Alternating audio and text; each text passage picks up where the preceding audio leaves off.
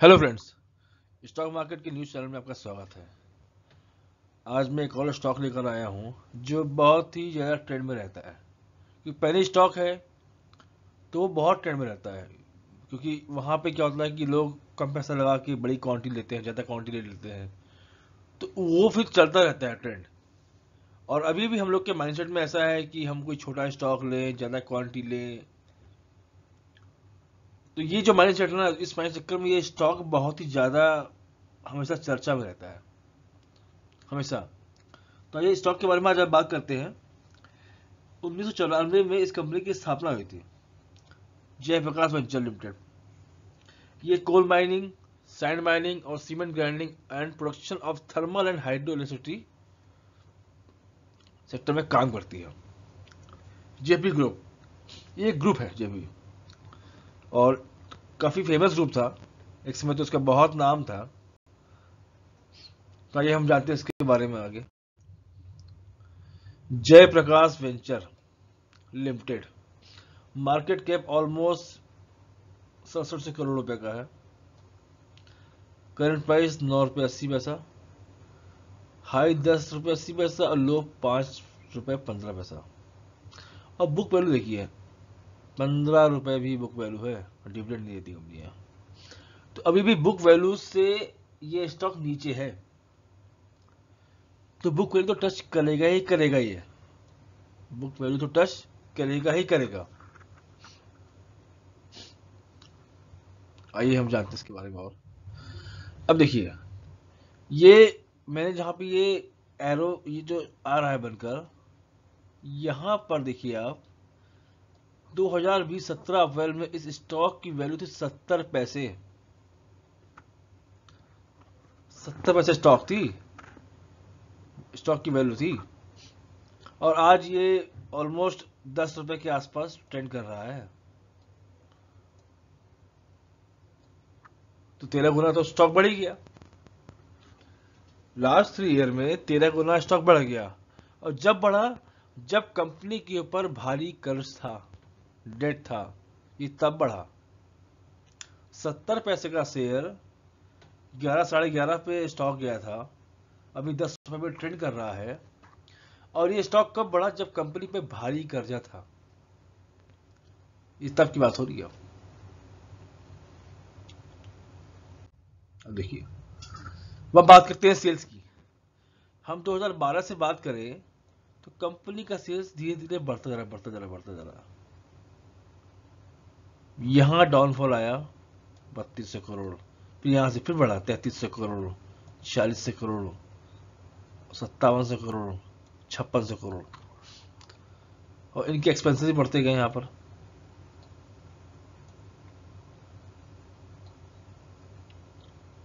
अब सबसे इसमें बड़ा जो है, अब ये देखिए ना कि एक्सपेंसेस जब यह बढ़े तो यहाँ पे ये स्टॉक शुरू में तो अच्छा था स्टॉक, बाद में ये माइनस में आ गया। ये कंपनी पे भारी कर्ज था। कंपनी का पूरा प्रॉफिट जो है वो इंटरेस्ट और डेप्रिसिएशन में चला जा रहा था। इसलिए कहते हैं कि अगर रिजर्व कैश कंपनी की, किसी भी कंपनी के पास में हो या डेट फ्री हो, तो जितना उसका ऑपरेटिंग प्रॉफिट होगा उतना उसका नेट प्रॉफिट होगा। पर यहां जितना प्रॉफिट आया वो सब कहां चला गया? इंटरेस्ट में, डेप्रिसिएशन में। अब जैसे जैसे देखिए, अब यहाँ 1500 करोड़, 2000 करोड़, 2400 करोड़, 2700 करोड़, 2600 करोड़, फिर यहाँ से कम होना स्टार्ट हुआ है।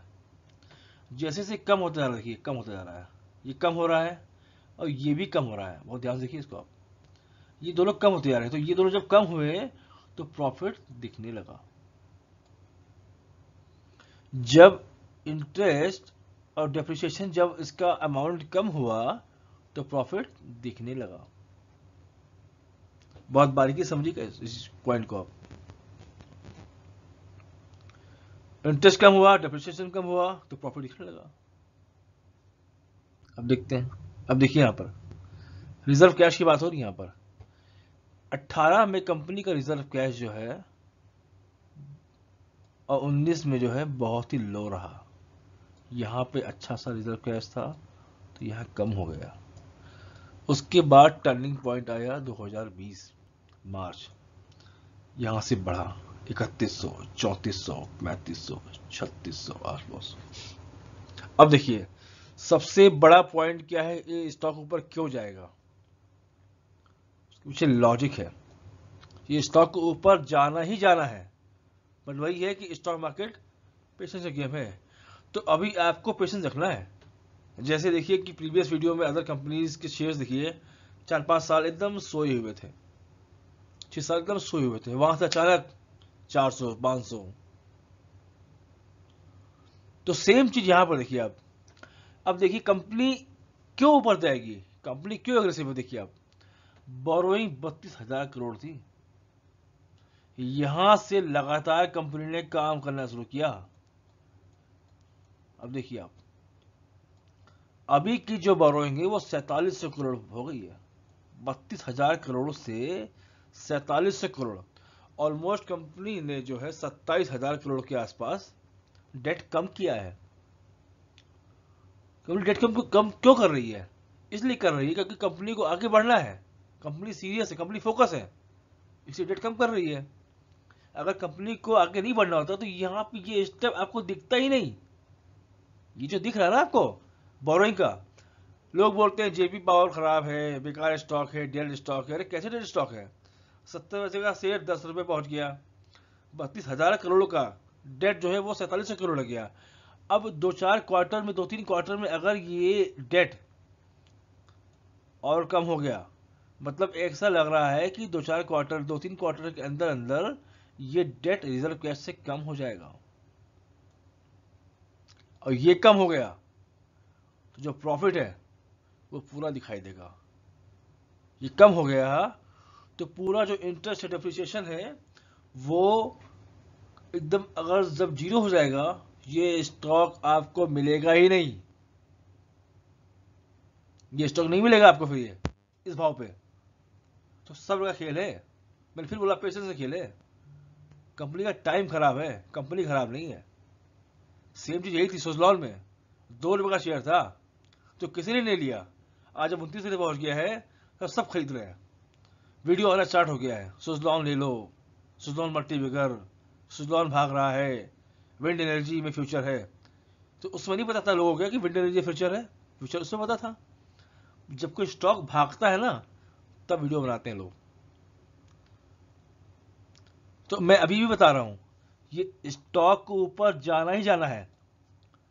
अब देखिए ईवी गाड़ियां अभी से आना स्टार्ट हो गई हैं, 2030 तक जितनी भी ऑटोमोबाइल्स कंपनी है ये डीजल गाड़ी बंद कर देगी बनाना, बचा क्या पेट्रोल और ईवी।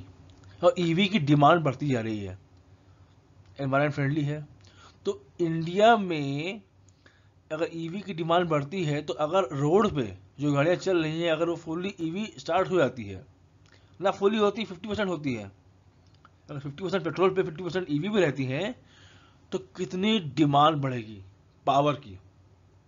आप ये देखिए, इतना बड़ा देश है, 150 करोड़ की आबादी है हिंदुस्तान की, इसमें हर घर में 3-3 एसी है, हर घर में, हर रूम में एक एसी मिलेगा आपको, हर घर में, सबके पास पैसा है, हर घर में 3-4 गाड़ियां हैं। तो जितनी डिमांड है पावर की वो कहां से आएगी, वो किसी एक कंपनी की बस की बात नहीं है हिंदुस्तान में कवर करने की, वो सिर्फ सोलर से और विंड एनर्जी से पूरा नहीं होने वाला है। सोलर और विंड एनर्जी का प्रोडक्शन बहुत कम है, वो कहां से आएगा, अभी थर्मल से, हाइड्रो से, सोलर से, विंड एनर्जी से, हर जो एनर्जी प्रोड्यूस करता है सबका रोल होने के बाद इंडिया की डिमांड पूरी होगी। तो इस कंपनी को यह बात पता थी कि फ्यूचर इनका अच्छा है। देखिए स्टॉक वो लेना चाहिए जिसका फ्यूचर हो, जो डिमांडिंग हो फ्यूचर में, और ये स्टॉक डेट की वजह से आज इस ट्रेंड कर रहा है 10 रुपए पे। ये डेट अब देखिए आप कितना कम हो गया है, ये डेट अगर खत्म हो गया ये स्टॉक आपको मिलेगा ही नहीं। तो अगर जिसके पास ये क्वांटिटी इन्होंने होल्ड कर रखी है, ले रखी है, वो होल्ड करें, और जिन्होंने नहीं लिया है वो एक और गिरावट का वेट करिए, अगर नहीं गिरता है तो छोटी छोटी क्वांटिटी पे आप इसको ऐड करते रहते हैं, हर गिरावट पे उसको ऐड करिए, बट वेट करिए, पेशेंस का गेम है ये भी पावर। ऐसे बहुत सारे स्टॉक हैं। आप रिलायंस पावर ₹1.5 का शेयर था इसी ड्यूरेशन में 2020 के आसपास, आज वो 18-19 में चल रहा है, तो कैसे उसने रिटर्न नहीं दिया लोगों को? रिटर्न दिया ना उसने, उसमें भी ये चीज़ है, डेट है उस पर भी, तो इसे नीचे है। जिस दिन डेट क्लियर हो गया, ये आर पावर अदानी पावर को पीछे छोड़ देगा। अगर किसी प्राइवेट सेक्टर की बात की जाए सबसे ज़्यादा पावर में, तो आर पावर के पास बहुत बड़ा ग्रुप है, सोर्स है, और जेपी के पास भी यही है। जेपी के पास में थर्मल भी और हाइड्रो भी है।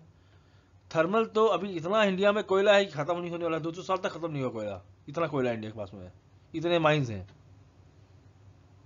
अब पानी तो कभी खत्म होने वाला ही नहीं है, तो थर्मल भी हमेशा रहेगा और हाइड्रो भी रहेगा भी, ये कम नहीं होने वाले हैं। अब देखिए यहाँ पे, द कंपनी डेप्ट was restructured in April 2019 and total डेप्ट वॉज रिड्यूस 5,000 करोड़ का। फिर सितंबर 30-21 में 11,500 करोड़ के आसपास का जो डेट कम किया उन्होंने।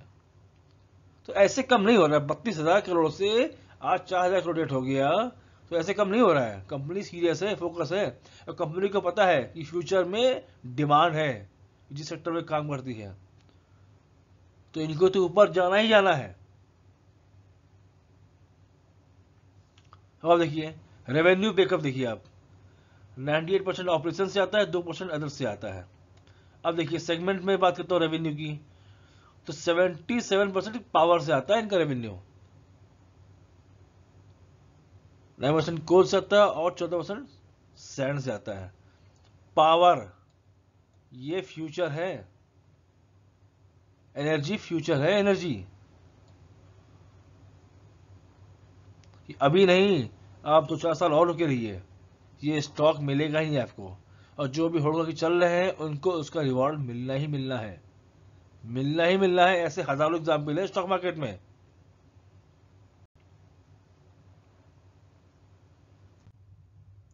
अब देखिए आप, सबसे अच्छी चीज क्या है, प्रमोटर ने स्टेक कम नहीं किया। यहाँ पे प्रमोटर ने स्टेक कम नहीं किया।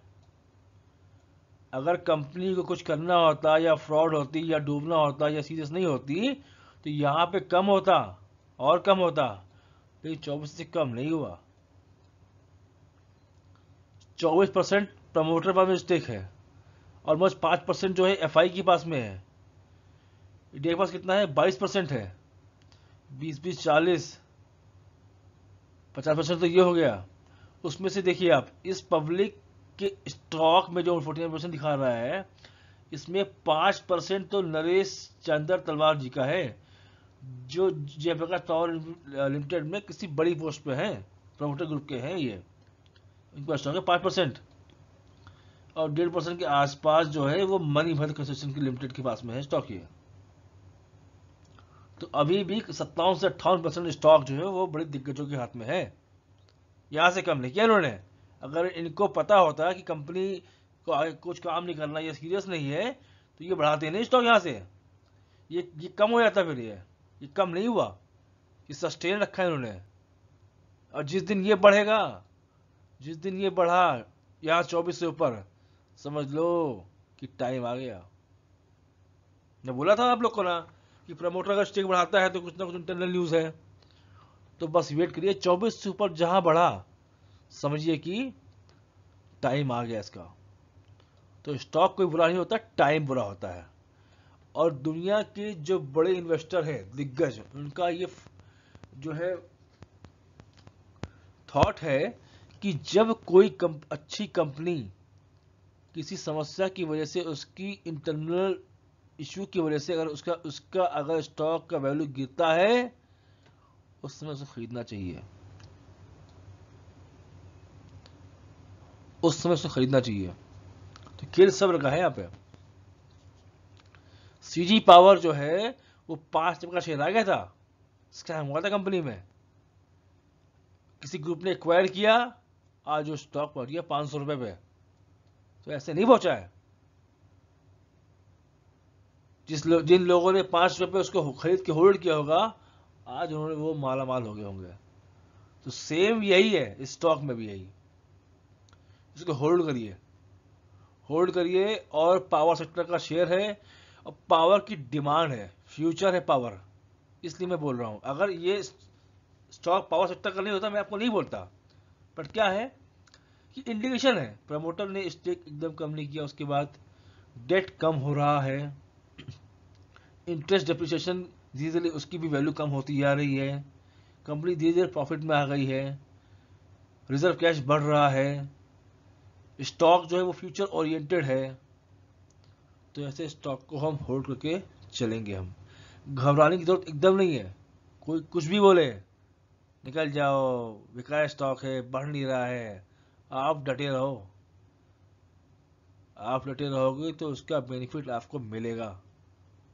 याद रखिएगा एक बात को, सब्र का फल मीठा होता है। ये कहावत ऐसे नहीं कही गई है।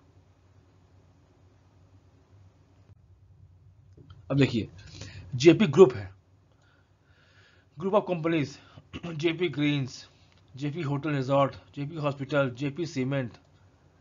बहुत लोग होंगे, कभी कोई जेपी होटल गया है क्या? जाके देखना होटल इनका, कोई छोटा होटल नहीं है, 5 स्टार प्रॉपर्टी है दिल्ली में।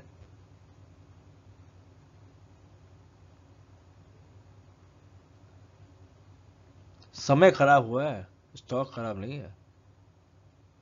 तो समय समय की बात है ये।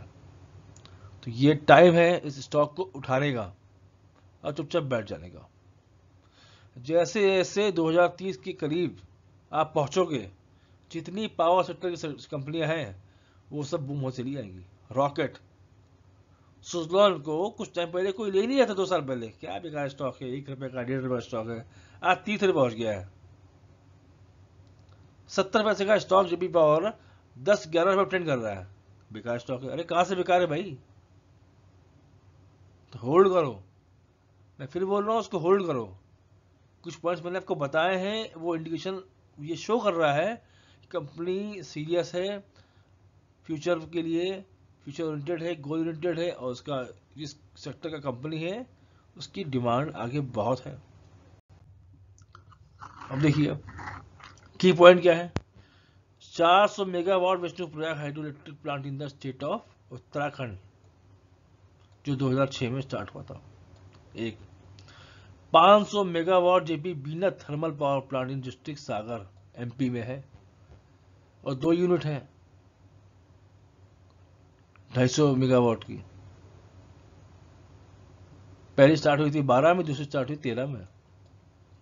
तीसरा देखिए, 1320 megawatt JP Nilgiri super critical thermal power plant, district Singrauli MP. 2 plant है 660 के, एक स्टार्ट हुआ 14 में, हुआ 15 में। सिंगरौली बहुत बड़ी में, वहां पे बहुत बड़ी कोल माइन है। और मैंने तो किसी से सुना था कि अभी हिंदुस्तान में इतना कोयला है कि 200 साल तक खत्म नहीं होगा कोयला, इतने माइंस भी हैं। सिंगरौली में ही इतना कोयला है। सिंगरौली में सिर्फ जेपी का प्लांट नहीं लगा हुआ है, रिलायंस का भी प्लांट लगा हुआ वहां पे सिंगरौली में। तो 1320 मेगावाट, 400, 500, 2220 मेगावाट का पावर प्रोडक्शन है इस कंपनी का। तो गाइस इसको होल्ड करिए, होल्ड करिए, और जिनके पास ये क्वांटिटी है वो भी होल्ड करिए, परेशान मत होइए। ये स्टॉक अपनी ग्लोरी पे आएगा, सबका टाइम आएगा, और इसको भी टाइम आएगा। आप इसको होल्ड करिए बस। बाकी पैसा आपका है सर, आपको जहां लगाना है वहां लगाइए। जो मुझे लगता था इसका पॉजिटिव पॉइंट मैंने आपको बताया। मेरे पास भी स्टॉक है ये, मैंने इस स्टॉक को जो है 2.5 रुपए पे बाई किया था। मैंने ऐसा बेचा नहीं, मैंने आज तक इसको होल्ड किया हुआ है। मुझे पता है कि वो एक न दिन आएगा जब ये स्टॉक मुझे पैसा देगा।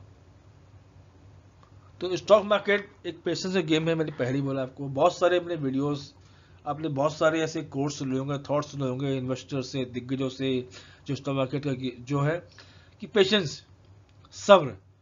झुनझुनवाला ने पेशेंस किया था टाइटन में। आज देखिए अभी भी उन्होंने नहीं बेचा है, वो चले गए। राकेश सर तो रहे नहीं हमारे बीच में, लेकिन स्टॉक आज भी उनके पोर्टफोलियो में वो परचम लहरा रहा है और उनकी पोर्टफोलियो को पूरा मैनेज कर रखा है। एक स्टॉक अगर चल गया तो कहां से कहां आपको लिखे जाएगा, इसका अंदाजा तो आप जानते ही होंगे। आप